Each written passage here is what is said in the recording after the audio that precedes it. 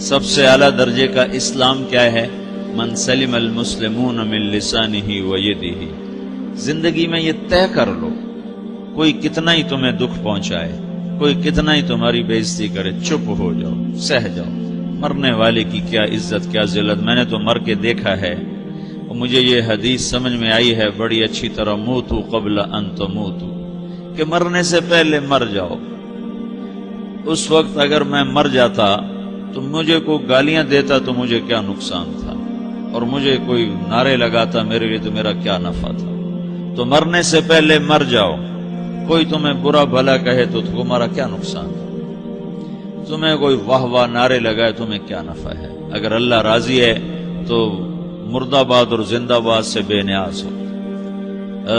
ابو ذر رضی اللہ تعالیٰ عنہ کو ایک آدمی نے گالیاں دی تو انہوں نے فرمایا، بیٹا ایک گھاٹی آگے آ رہی ہے، اس میں گر گیا تو جو کچھ کہہ رہے ہو اس سے بھی زیادہ کا حقدار ہوں، اور اگر پار ہو گیا تو تیری گالیوں سے مجھے کوئی فرق نہیں پڑتا ہے۔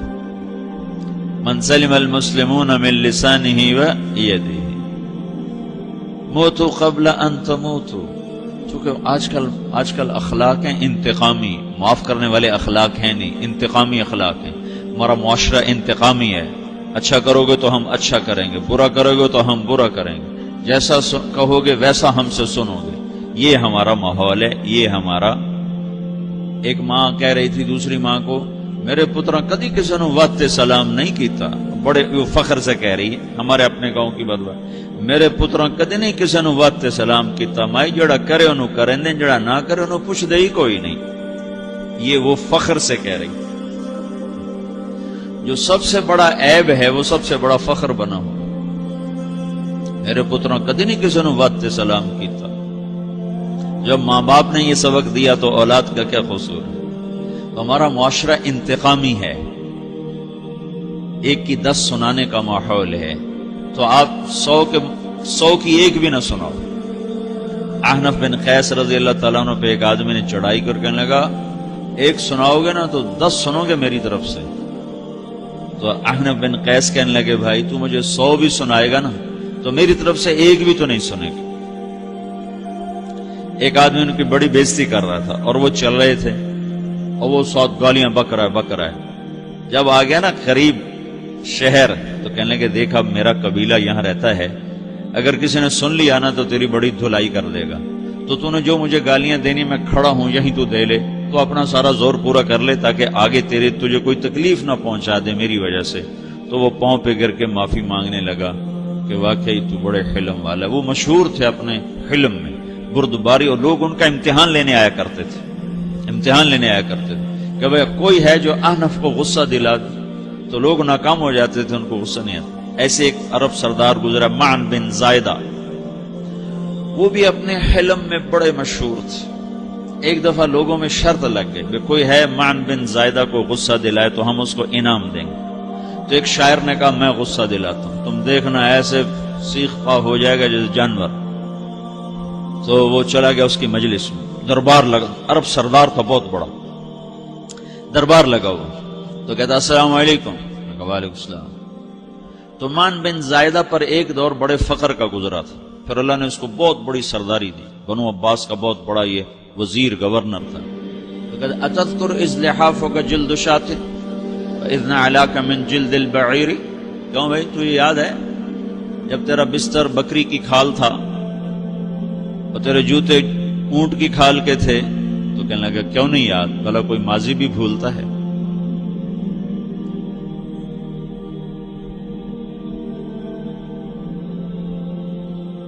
تو وہ کہنے لگا پہلا وار تو خطا کا، فسبحان الذی اعطاک ملکا وعلمک الجلوس علی السریر، تو پھر ساری تعریفیں تو اللہ کی ہیں جس نے تیرے جیسے کو تخت پہ بٹھا دیا۔ کہاں بھئی ساری تعریفیں اللہ کی ہیں، میری تو کوئی اوقات نہیں۔ تو کہنے لگا سأرحل عن دیار انت فیہا وان جار الزمان علی الفقیر، جہاں تیرے جیسا حکمران ہو وہاں مجھے رہنا گوارا ہی نہیں ہے، میں یہاں سے چھوڑ کے نکل جاؤں گا چاہے کتنی تکلیف اٹھاؤں۔ بڑے دربار میں یہ ایک گورنر اور وزیر سے بات ہو رہی ہے، تو وہ کہتا ہے اچھا بھائی اگر تو ہمارے پاس رہے گا تو ہم تیرا اکرام کریں گے، اور اگر تو جانا چاہتا ہے تو پھر رافقت کا سلام، تو وہ یہ بار بھی خالی گیا تو کہنے لگا فجد لی ابن ناقصۃ بمال،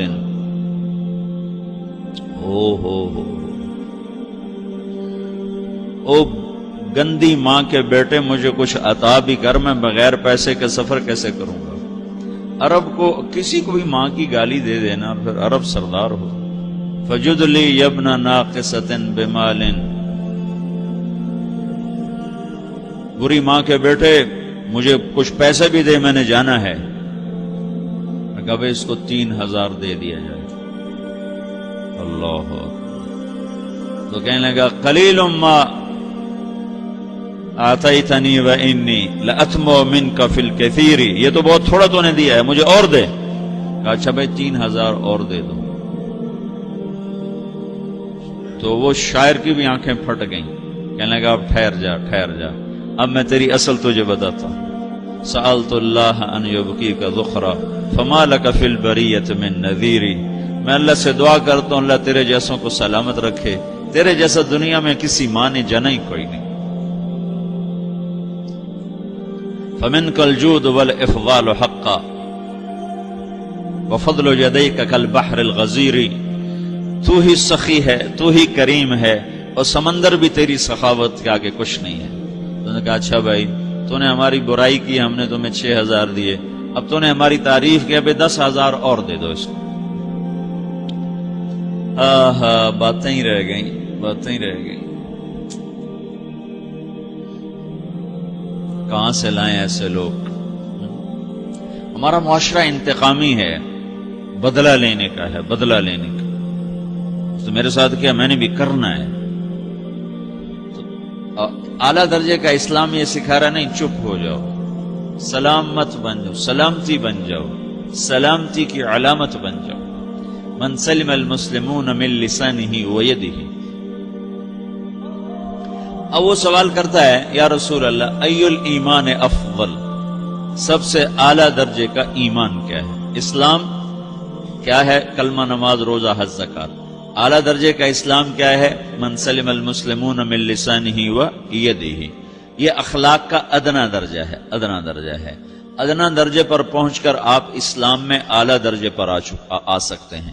وہ سوال کرتا ہے ایمان کیا ہے؟ تو آپ نے کہا اللہ پر، فرشتوں پر، کتابوں پر، رسولوں پر، موت کے بعد کی زندگی پر، تقدیر پر۔ اب ایک اور سائل سوال کرتا ہے ای الایمان افضل، سب سے اعلیٰ درجے کا ایمان کیا ہے؟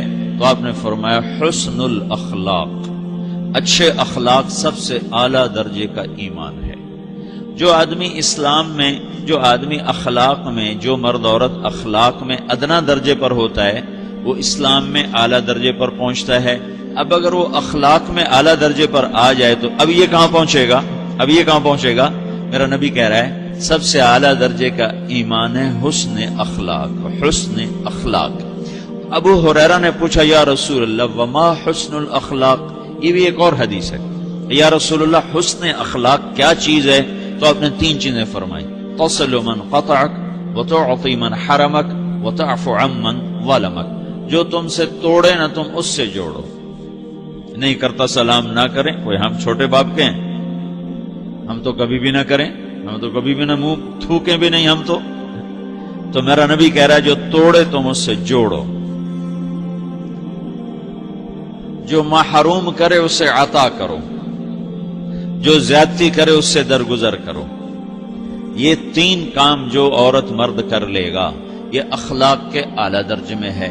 جب یہ اخلاق کے اعلیٰ درجے پر پہنچتا ہے تو پھر میرا نبی کیا بشارت دیتا ہے؟ ادنا درجے پر پہنچ کر تو اعلیٰ مسلمان کی بشارت ہے، اور اخلاق میں اعلیٰ درجے پر پہنچ کر میرا نبی کہتا ہے کاد الحلیم ان یکون نبیا، اعلیٰ اخلاق والا بس نبی بنتے بنتے رہ جاتا ہے۔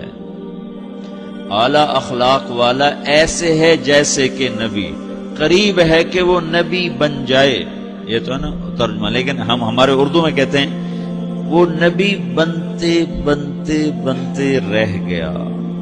کیا مطلب؟ کہ اس میں اور نبی میں صرف نبوت کا فرق رہ جاتا، باقی وہ سب کچھ حاصل کر لیتا ہے۔ تو یہ سارے دین کا میں نے آپ کو خلاصہ بتایا ہے کہ میری آپ کی ضرورت ہے کہ میرا اسلام اعلیٰ درجے کا ہو، من سلم المسلمون من لسانہ و یدہ، میرا ایمان اعلیٰ درجے کا ہو،